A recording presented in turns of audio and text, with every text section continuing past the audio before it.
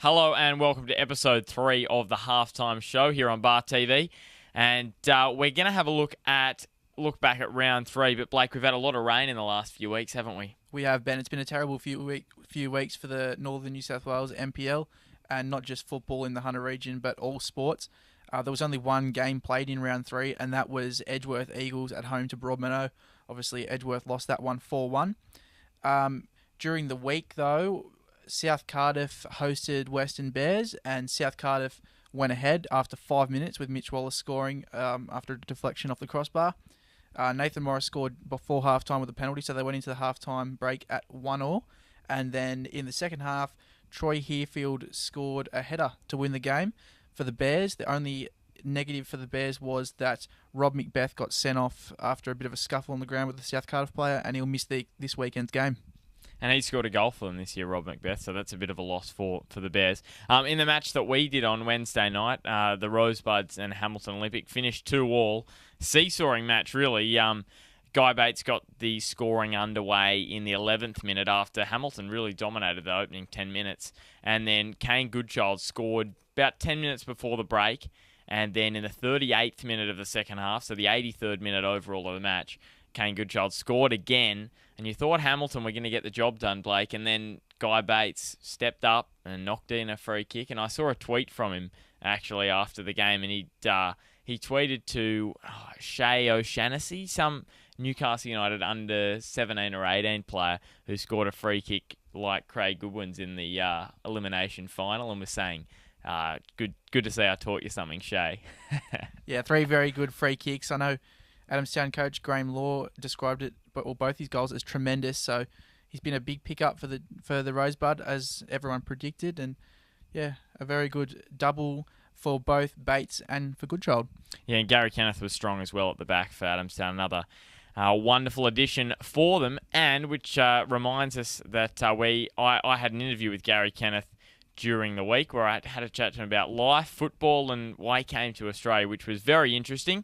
And we're going to have a look at a few of the highlights of that interview now. You can catch the full interview on the Bar TV YouTube channel. That'll come out during this coming week. So I'm here with Gary Kenneth from the Adamstown Rosebuds here on Bar TV. Now, Gary, my first question is, tell us about life growing up back in Dundee and your first experience of football. And football over there is like is their culture. It's what we do. It's the main sport. It's what everybody does during the week. Goes to games on Saturday, and you take in as many games as you can, whether it be actually going to games or watching it on TV. And everybody lives and breathes football back home. I come on as a sub in the first round of the Scottish Cup, and all my mates were there dressed up in fancy dress. And it was a great occasion. It just had to be at the lowest point in Scotland.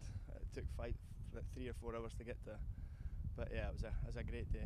The second time it was Messi, and it was 1 each at half time, and Messi come on and scored 4. We got beat 5-1, so that tells you how that went. And so he named the team the morning of the game, and read my name out, and I was thinking, I've no boots or shin guards, or not trained all week, but we got beat 3-0, but it was a great occasion, and one I'll remember for the rest of my life. In countries, they just throw money at players to try and get them to their country, to promote their country. So I think that's where Scotland sort of struggle. And then the opportunity come here arose, and I thought, if I don't try it now, I'll never go. And it's also a chance of rekindling my love for football and try to get back to the top. It's time to have a look at the ladders now. And as we have a look at that, Blake, Broadmeadow Magic still up the top, although they've only played the 3 matches, and Western in second place. They've played the 4. Yeah, they're the only side in the competition, Ben, to have played 4, and they're up there in second. It'll be interesting when the rest of the sides begin to play their catch-up games to see if they can, catch the Bears, which I think a few teams will, and it'll make it a lot tighter at the top. It already is now, but it'll make it even tighter.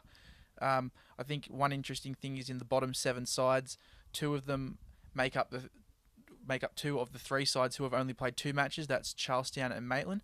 The other is Lambton, who are obviously 5th. Yeah, Lambton going all right in 5th, considering they've only played the 2 games.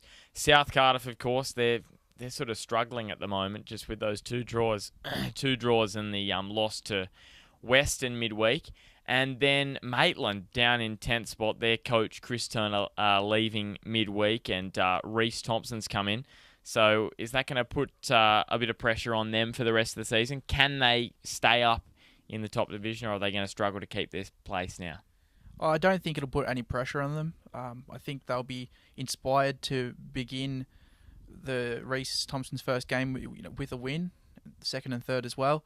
And hopefully if they can do that, they can build momentum from that. Obviously, they're losing a lot in Chris Turner. He's a very good and experienced coach. But Reece Thompson, he's been at Maitland for a while.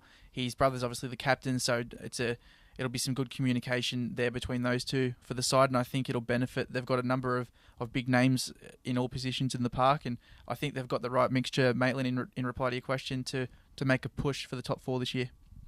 We're going to have a look at New FM now, but just before we go to that, Chris Turner, we've got an exclusive interview with him on next week's show. So stay tuned then, and you'll be able to see one of our reporters doing an interview with Chris Turner, which will be very interesting. Blake, we've had a few matches that have been washed out as well in the New FM League. Valentine's still up the top. Late Macquarie actually have dropped back because Wallsend got a win and they're up on 15 in second. So Late Macquarie, the side that everyone tipped to go through, are struggling at the moment. Yes, I think it's only a matter of time before Late Macquarie spiral back up to within a few points of Valentine. They're a very good side. They've got some quick plays in the front third.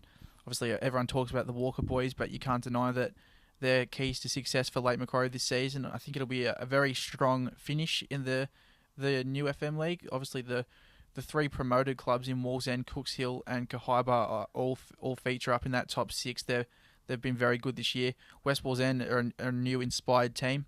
And then obviously Valentine and Lake Macquarie are the two heavyweights. So it's a extremely competitive competition this year, in my opinion, and it's far better than what we saw last season. And Wallsend have been tweeting a lot, so I'd like to tell them to keep it up because it's been great to see them active on the Twitter front. Also, Bell Swans, last year in third, back in seventh this year. Have they got the same quality of personnel they had last year? I think they do. I don't think there's been that many changes from what we saw in their round one game against, I think it was round one against Lake Macquarie. They narrowly lost that game in some pretty poor conditions, if we remember. As I said, those top six sides are extremely strong, but never count out Bell Swans. They make up a seventh, even stronger team. Well, that's going to wrap it up for this show, episode 3 of the Halftime Show. It's been great to have your company. Now, next week, we've got a big clash between Edgeworth and the Lambton Jaffers. It doesn't get much bigger than that out at Jack McLaughlin Oval. So hopefully the rain stays away and we get out there to cover that one, because there was a bit of drama there last year between Danny Island and some of the spectators. So we'll see what happens this year at Jack McLaughlin. So until next week, in episode 4 of the Halftime Show, it's goodbye.